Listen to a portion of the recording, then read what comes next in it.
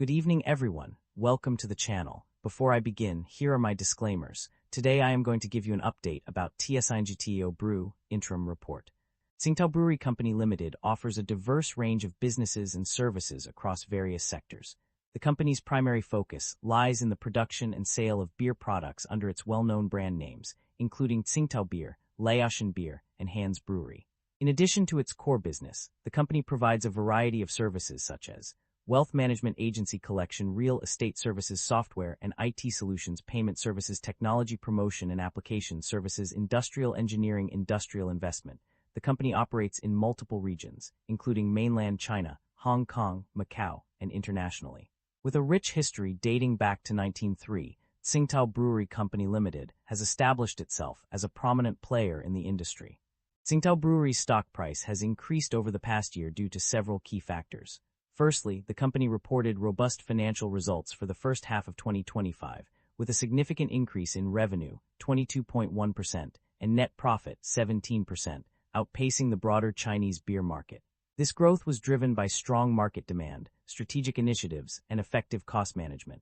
Additionally, TSINGTAO Brewery demonstrated gross margin expansion in 2024 and Q1 2025, thanks to easing raw material costs and a successful shift towards mid to high-end products. The company's proposed dividend of RMB 2.2 per share for the year ended December 31, 2024, also contributed to positive investor sentiment. Furthermore, TSINGTAO Brewery's strategic premiumization efforts, including the development of high-end and ultra-high-end products, as well as its expansion into new retail and e-commerce channels, have helped drive growth. The company's operational efficiency improvements, such as decreased production costs per liter in FY24, also contributed to improved gross margins.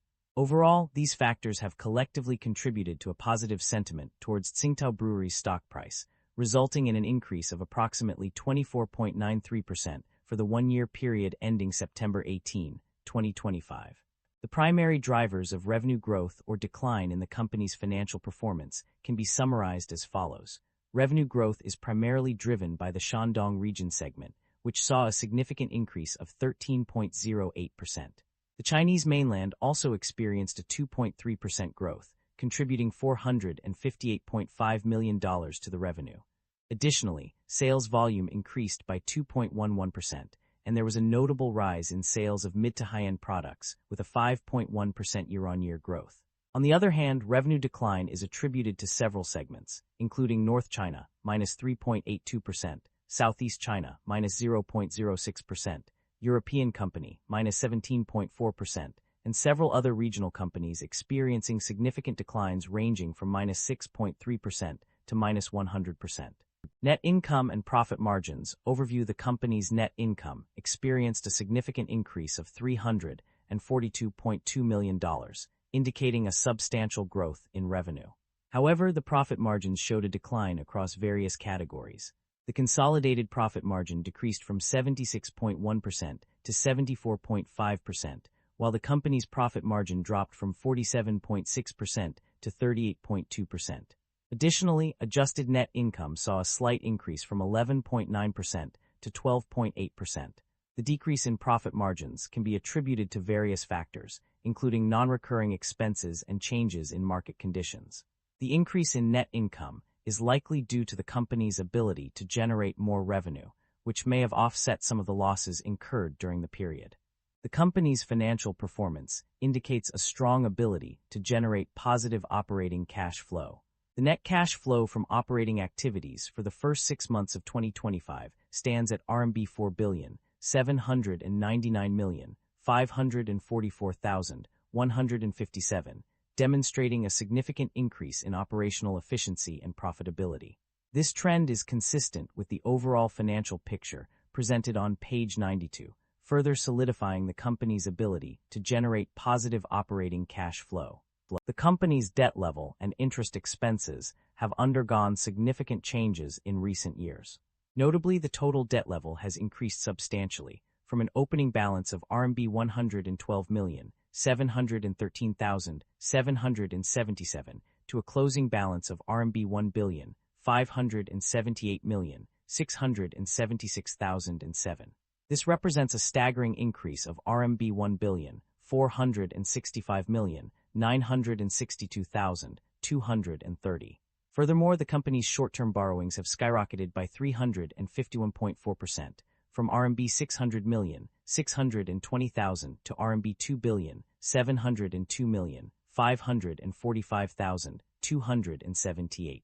In contrast, interest expenses have decreased significantly, with consolidated interest expenses dropping from RMB 11,174,771 in 2024 to RMB 4,846,659 in 2025.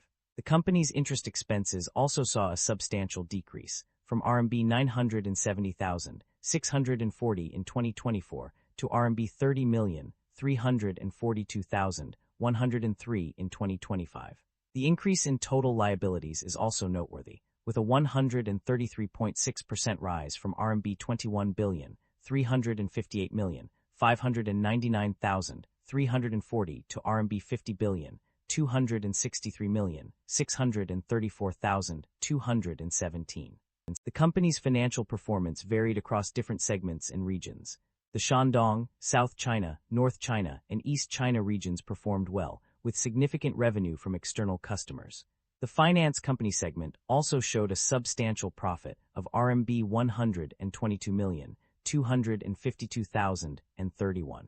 In contrast, the Southeast China region segment incurred a total loss of RMB 21,230,776, while the Hong Kong, Macau, and other overseas regions segment suffered a total loss of RMB 22,837,171.